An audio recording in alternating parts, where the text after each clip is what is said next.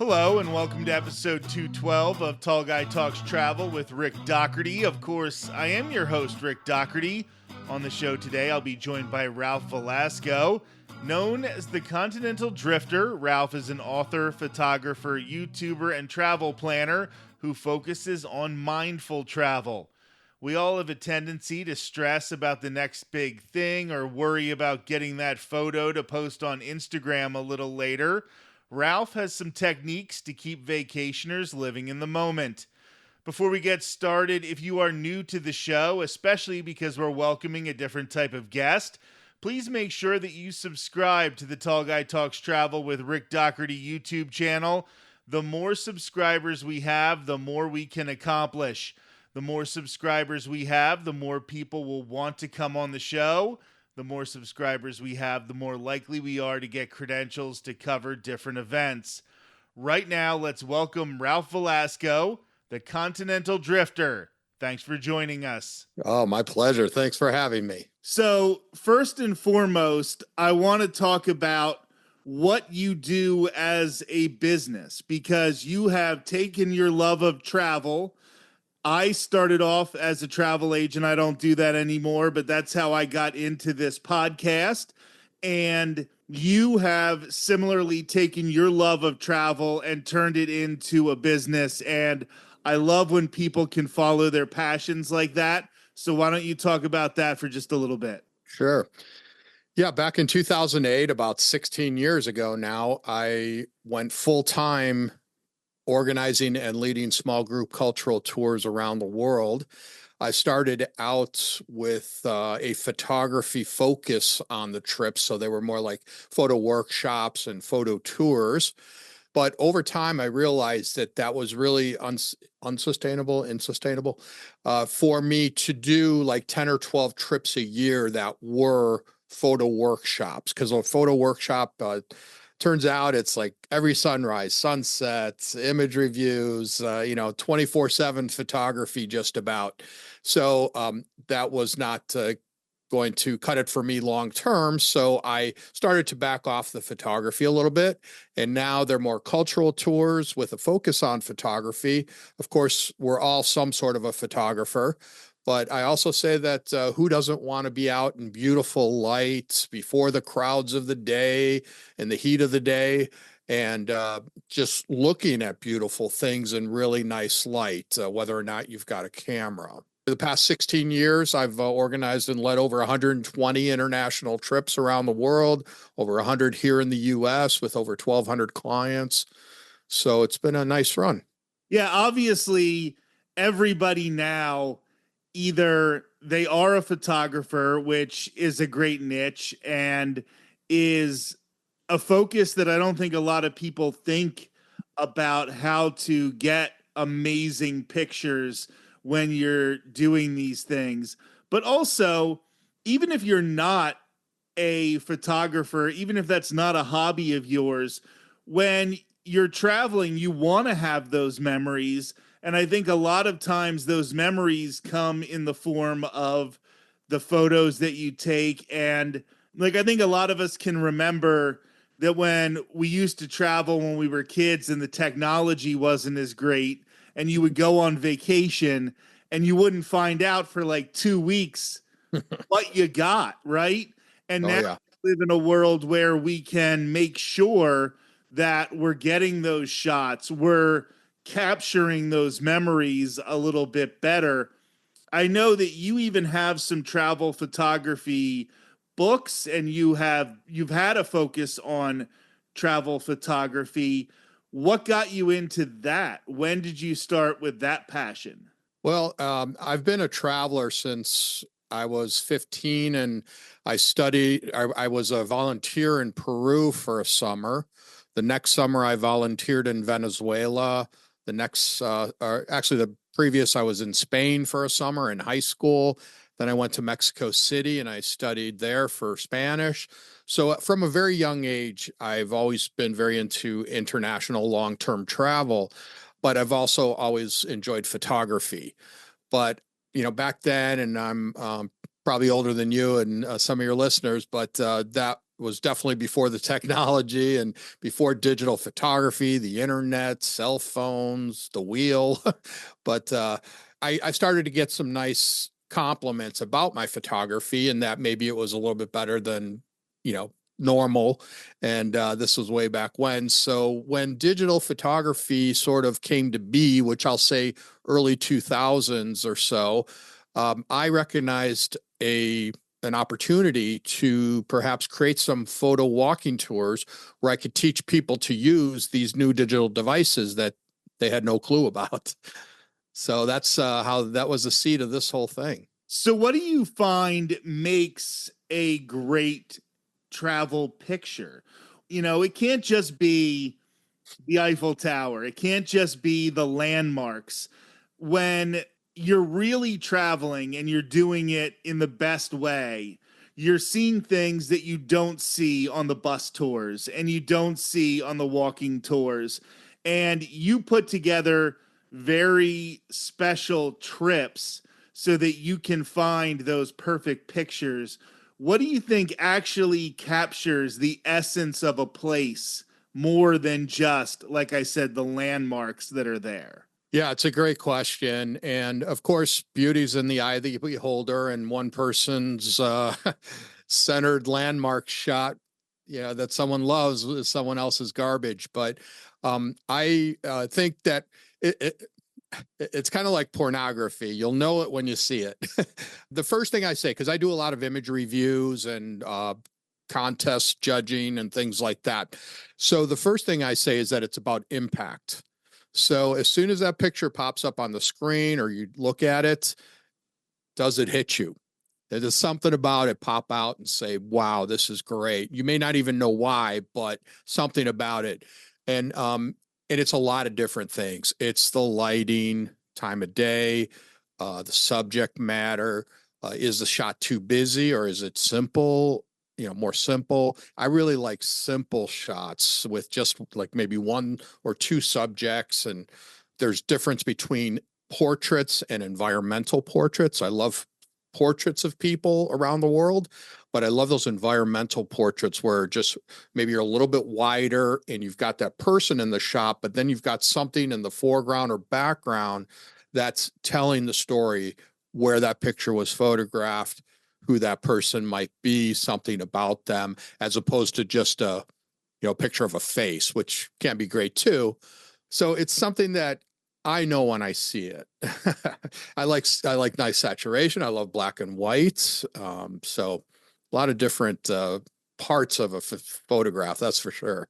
And what do you find in this age of social media when you are helping people to get pictures? Is it just that they're looking to get those shots for their Instagram to make the people back home jealous? Or are they looking to maybe take it to the next level and start finding that shot that is maybe, gonna be submitted for a contest or might get hung in a wall in a gallery somewhere? Do you find that people are gravitating one way or the other? I think it has a lot to do with age group. So my clients tend to be 40s plus age group. So they're not really the Instagram selfie kind of people. I guess nothing wrong with that, but the lower, smaller, the younger age groups are more prone to that, I think. And so my people, the people that come on my trips, who tend to have some sort of an interest in photography, or they'll bring along a friend or a spouse who doesn't necessarily, but again, who doesn't want to be in great places at the great time of day, but they're looking for that once in a lifetime shot that they can enter into their local camera clubs contest or something. So definitely, I think a little bit higher, a higher aspiration than some people. So, in your YouTube channel, I've noticed a common thread, and that is mindful travel. And I would like you to expand on that concept a little bit because I think I know where you're going with this. And I do think it's something that gets lost a lot when we overplan. Yeah. And so, as someone who is a professional photographer, I think that I wrote the books because I needed them. Uh, as a photographer and people that come with trips, and everyone can relate, I'm sure. I tend to go on a trip and I end up coming home and I realize that I saw the place through the viewfinder of a camera. And yeah, I got some great shots. I got the passport stamps and some receipts that prove that I was there. But was I there mentally? What kind of a real experience did I have there? And if it's just about getting those memories for later, there's a balance. There's always a balance. And so I'm really big, as I get older, I've traveled more, I am more about slow travel and really taking in the place. And so for my trips, I'm sort of moving them towards more, let's stay in one, maybe two locations over the course of a trip, as opposed to five or six, throughout a whole country or region. And instead, we travel deep, not wide. So we're not trying to touch a little bit of a lot of things. We're trying to do a deep dive into a few really important things.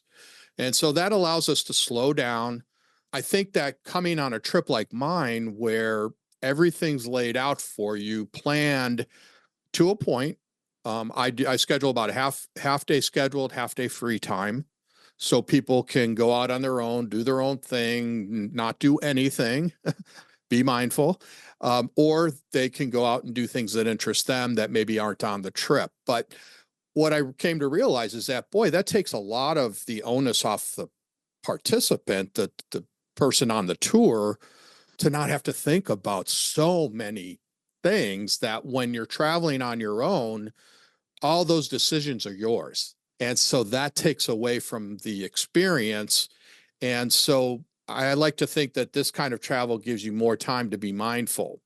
But my recommendation is that people set a timer for themselves for every hour or two.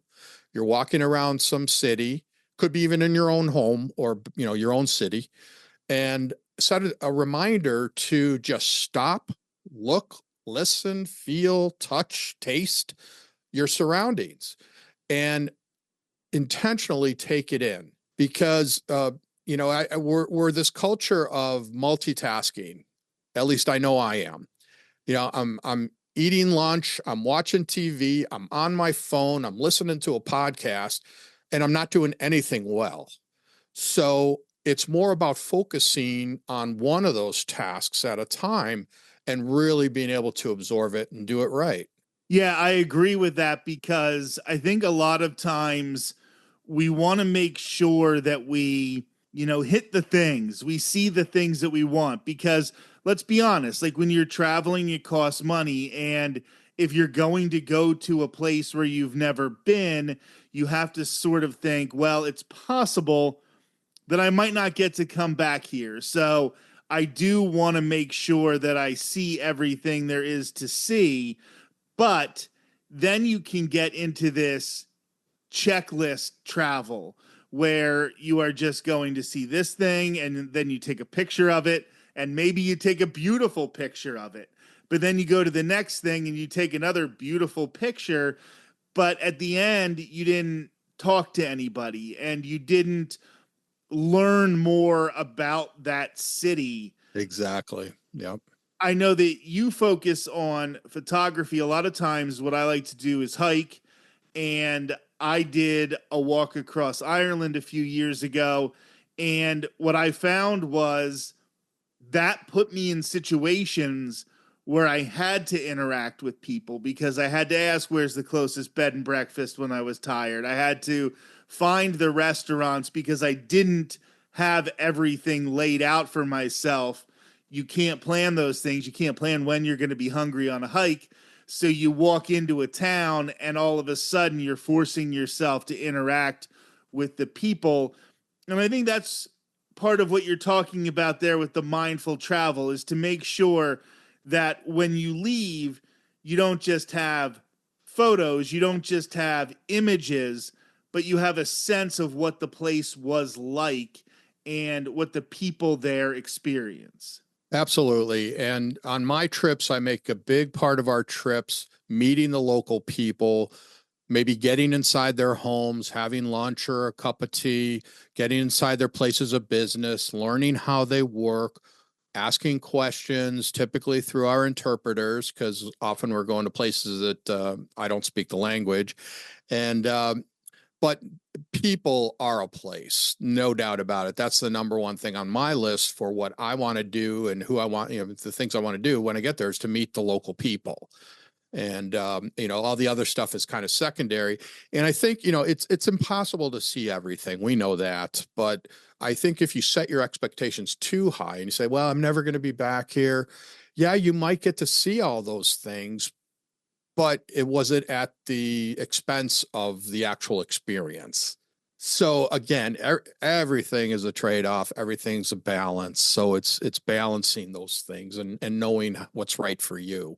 And when you are organizing tours like this, are you stressing this with the people who are on your tours? Are you trying to make sure that you're saying, hey, like, this is great and that picture's wonderful, awesome, you captured it. Now, there's some people over there, let's have a conversation, or make sure that you're enjoying this, because I would imagine having somebody there to help keep you in the moment, especially in the hustle and bustle that we have in society right now. Just having that person to tap you on the shoulder and say, make sure you're enjoying this, would be a help to a lot of people who maybe are going on one of your tours for the first time, for example. No doubt about it. That's where that timer comes in. If you're by yourself, it's that person like me, maybe reminding someone. That timer will remind you to do that. But yeah, I try to do that. For a long time, though, I'll be honest, I wasn't doing that. And that's what made me start to think about the importance of a book like this and slowing down and getting more out of the places that we're going to. Because I think that the more mindful you are, the more you're actually getting out of the money that you spent to be in that place. So it's a good investment and you're not burning yourself out. As we get older, we slow down a little bit. We're not quite as active or wanting to do as much as we did in our 20s. So I try to provide that balance, and also just that those scheduled appointments that we have often with a local violin maker or a flamenco guitar maker in Madrid, or whoever else, a guy who makes homemade vodka in Romania. Those are the places that I want to go meet the people and have my people start talking to them. And our guides are really important for that too, because no one speaks Romanian that I know. So asking about the traditions and the culture and the different customs, I'm always fascinated by. And I'm so huge on learning from other cultures and not thinking that mine is the right one or the only one. And I think that's a huge mistake. The other day I was at work and somebody was talking about movies, and I said that I'm more of a person who likes to, watch the same movies over and over again. Like, I have my comfort movies, and every once in a while I might, sit down and discover a new comfort movie, but it takes a lot. So when you're planning these trips and you're looking at different destinations, do you find yourself wanting to return to a lot of the same destinations multiple times because you found that comfort place that you really love to visit, and maybe you're familiar with the guides and you're very familiar with the culture and when to get those great shots? Or are you also trying to test yourself and make sure that you're branching out and seeing new things as you continue to prepare these trips? Or is it sort of a combination of both? Absolutely, combination. It's both, because I certainly love to go back to the places that I know and that I'm more comfortable in, that I have friends or contacts in. I've been to Cuba 19 times now, and every time I go back, I see all my old friends. So it's wonderful. but I also want to expand my horizons. I want to see other places and experiment and get new perspectives on things. So it's a little of both. And what type of perspectives do you find that you do get when you leave? And I know that's sort of a simple question, but I know that a lot of people I know have never left the United States. And that gives you one sort of perspective. But when you see the world in a broader scale and you start to interact with people in different cultures, I think of the old Sting song that, Russians love their children too. Like when you start to know that the people in these countries are very much like us and very different from us at the same time, do you find that you end up bridging gaps, that people start to realize that the world is a lot smaller than they think? For sure. It's one of the best things about travel is meeting those other people, finding out what their perspectives are on life, why they do things the way that they do. And, on my trips, I will go someplace and it might be a less developed country and there's problems that, at least that we feel are problems. Maybe it's, I don't know, dirty or poverty or something like that. And I try to encourage my people. I say, let's not go to this place and try to solve their problem because it's not going to happen. We are not going to solve poverty in that country, but let's try to learn from that. Let's not go in there and try to impart our perspective on the people. I think that's as people from the United States, we have a bit of a reputation for thinking that we are it, period. Everything we do is right. It's the way to do it.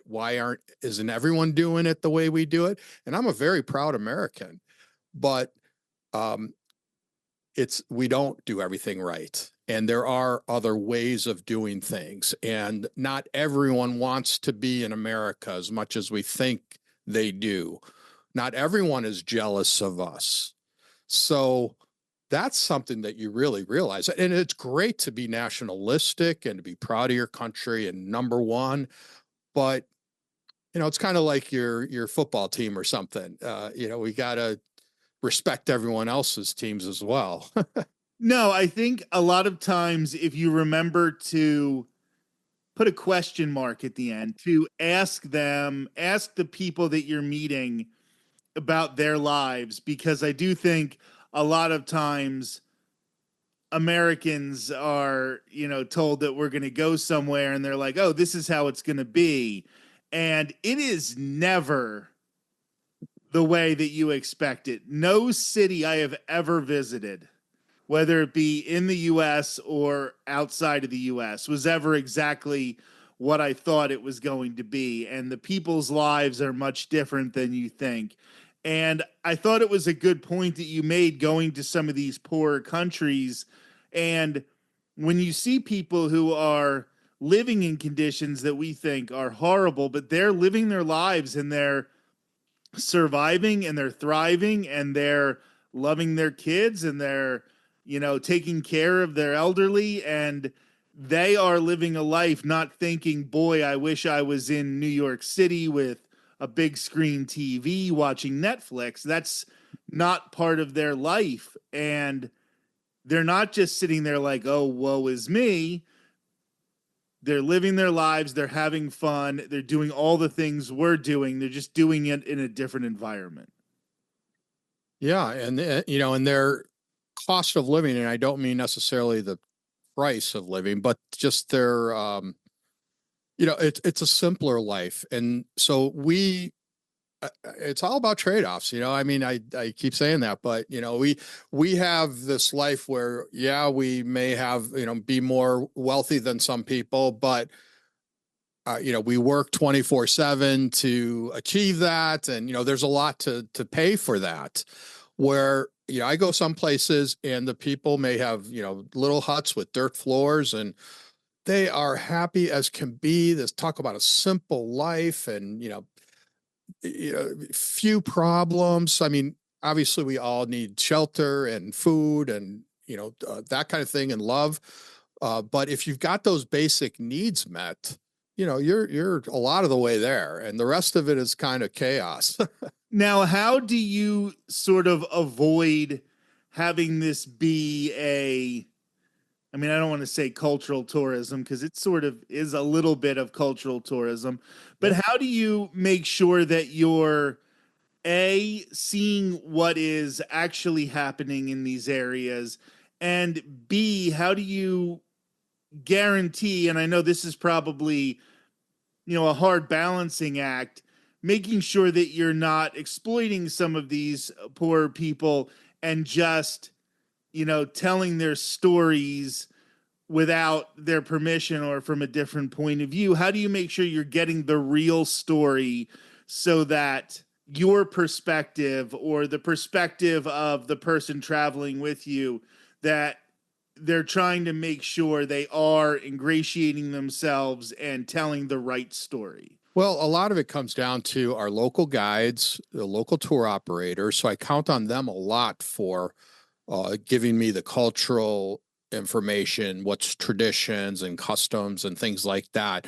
Uh, are we going to offend people if we tip them for something? Is tipping, what is the tipping culture here?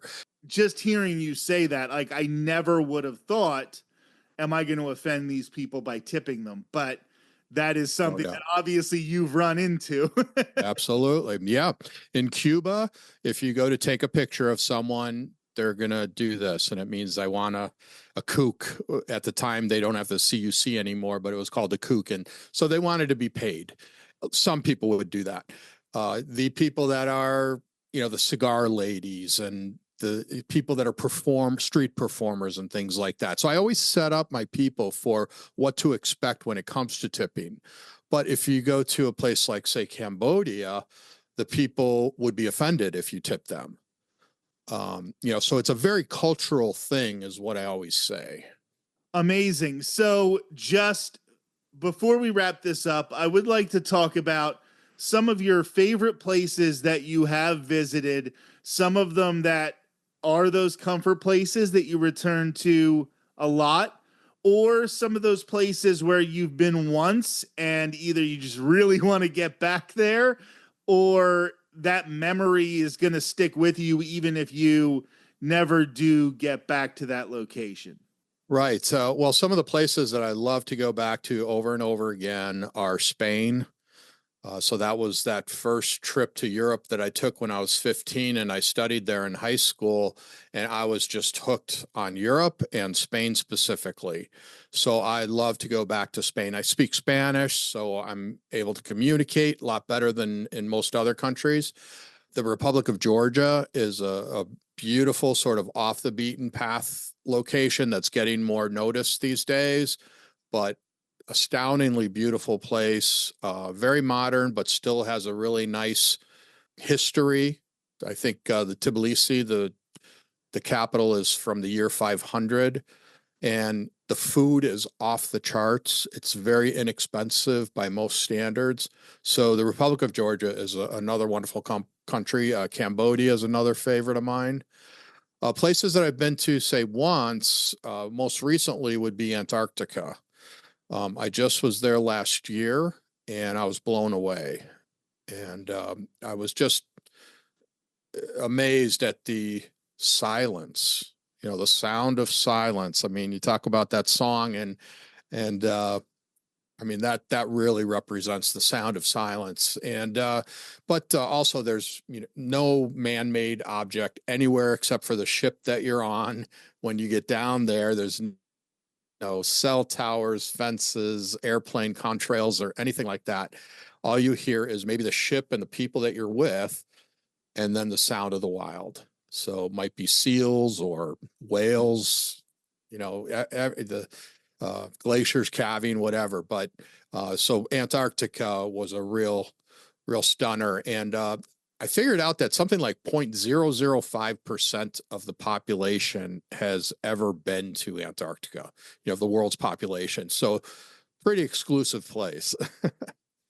Well, that's one of the things I wanted to ask you when you mentioned Antarctica, as like I'm never going to go there. Like I know that. I just know I'm never going to step foot in Antarctica, but you have been there, and with your specific focus on photography, do you almost feel a sense of duty when you're down there knowing that 0.005% of people will ever get to see this?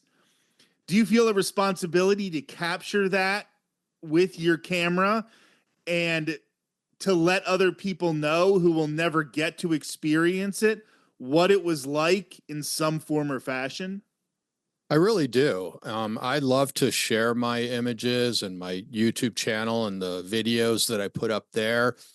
So, I mean, that's why we all take pictures. Yeah, we want them for our own memories, but we also want to share them with our friends and family and show them where we've been. And this kind of a place, I like to inspire people to go down there. It's not that difficult to get down there. You don't have to sail the Drake Passage for 2.5 days. We fly down. We fly from Punta Arenas, Chile in an hour and 45 minutes. You're on the continent, and half hour later, you're on the ship. So it's really, really nice. And that was really the only way I was going to go. I'm a sailor. I sail, race sailboats and stuff, but I had no desire to do that 2.5 days each way on the Drake Passage. That's notoriously rough. A guy on my last trip last year, it was his second attempt to get to the continent because someone on his first attempt died on his ship. He must have got hit. The ship must have got hit by a rogue wave, and he got slammed against the wall or something. Had a head injury, and the trip was over.